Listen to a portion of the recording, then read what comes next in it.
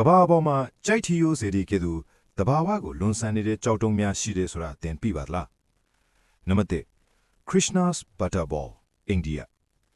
ဒီကြောက်လုံးကြီးဟာမြန်မာနိုင်ငံကကြိုက်ထီယိုနဲ့အရန်စင်တူတဲ့တဘာဝအန်ဖိုင်တစ်ခုပါအလေးချင်းတန်ချင်း250ကျော်လောက်ရှိပြီးတောင်ဆောင်45ဒီဂရီလောက်မှာလုံးဝမလှုပ်မရက်ပဲရပ်နေပါတယ်ခံမှန်းထားတာအရာနှစ်ပေါင်း1300ကျော်လောက်ရှိနေပြီဖြစ်ပြီးငလင်းမုံတိုင်းယာဒီဥရုပင်းထန်မှုတွေအများကြီးကြုံတွေ့ခဲ့ပေမဲ့ယနေ့ထိမပြောကြသေးပါဘူးလူတွေတွန်းကြည့်လို့ရပေမဲ့လုံးဝမလှုပ်ဘူးနှီးပါထီပြီးအောက်မှာထိတွေ့နေတဲ့ area ကအရန်သေးငယ်တာကြောင့်ဆွဲငင်အားကိုစိန်ခေါ်နေတယ်လို့ခန်းစားရစေပါတယ်ဒေသခံတွေကတော့ဒီကြောက်ကိုခရစ်နာဖရာရဲ့ထောပတ်လုံးလို့ယုံကြည်ကြပါတယ်နံပါတ်2 Kuma Kiwi Balancing Rock Finland ဒီကြောက်တုံးကကဘာပေါ်မှာအန်အောစရာအကောင်ဆုံး Balancing Rock တွေကတစ်ခုပါကြီးမားတဲ့ကြောက်လုံးကြီးတစ်လုံးကအသေးစားကြောက်တုံးတစ်လုံးပေါ်မှာလုံးဝမျှတစွာ balance ဖြစ်နေပါတယ်အပေါ်ကြောက်ကအရန်ကြီးပေမဲ့အောက်ကြောက်နဲ့ထိတွေ့နေတဲ့နေရာကအရန်သေးငယ်ပြီးလက်နဲ့တွန်းကြည့်လို့ရတယ်လို့မြင်ရပေမဲ့တကယ်တော့လုံးဝမလွတ်ပါဘူး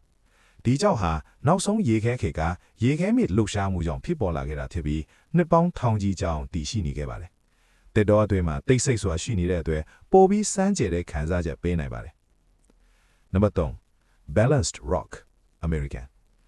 ဒီကြောက်တုံးကအောက်ကကြောက်တိုင်ပေါ်မှာအပေါ်ကကြောက်ကြီးကလုံးမျှတစွာတည်ရှိနေတဲ့ဖွဲ့စည်းပုံဖြစ်ပါတယ်။အမြင့်39ပေလောက်ရှိပြီးအလေးချိန်တန်းချိန်800ကျော်လောက်ရှိတယ်လို့ခန့်မှန်းကြပါတယ်။လေပြင်းတိုင်ရင်ပြုတ်ကျမလားလို့ထင်ရပေမဲ့နှစ်တန်းပေါင်းများစွာကြောင်တည်ရှိနေခဲ့ပါတယ်။တောင်တက်ချဲရာသီဥတုတိုက်စားမှုတို့ကြောင့်ပတ်ဝန်းကျင်ကြောက်တွေပျက်စီးသွားပြီးဒီလိုမျှတနေတဲ့ပုံစံကျန်ခဲ့တာဖြစ်ပါတယ်။နေဝန်းကျင်မှာအနီရောင်တောက်ပလာပြီးအရန်လှပတဲ့မြင်ကွင်းဖြစ်လာပါတယ်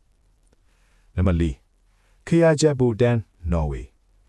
ဒီကြောက်လုံးကြီးဟာတောက်ကွဲကြားထဲမှာညက်နေတဲ့အန်အောစရာကြောက်တုံးတစ်ခုဖြစ်ပါတယ်။အောက်မှာ6ကမ်းပါးအနက်984မီတာလောက်ရှိပြီးကြည်ယုံတဲ့တောင်ကြောက်စရာကောင်းပါတယ်။လူတွေကတောင်တက်ပြီးဒီကြောက်ပေါ်တက်ရကဓာတ်ပုံရိုက်ကြတာကြောင့်ကဘာကျော်ခီးဆွဲဆောင်မှုတစ်ခုဖြစ်လာပါတယ်။ဒီကြောက်ဟာရေခဲမြစ်လှုပ်ရှားမှုနဲ့တဘာဝတိုက်စားမှုတွေကြောင့်ဖြစ်ပေါ်လာခဲ့တာဖြစ်ပြီးကြိုက်ထီယိုးလိုမျှတနေတယ်လို့မြင်ရတာကြောင့်ပိုပြီးစမ်းကြယ်စေပါတယ်။နံပါတ်5 Chiramba Balancing Rocks ဇင်ဘာဘွေ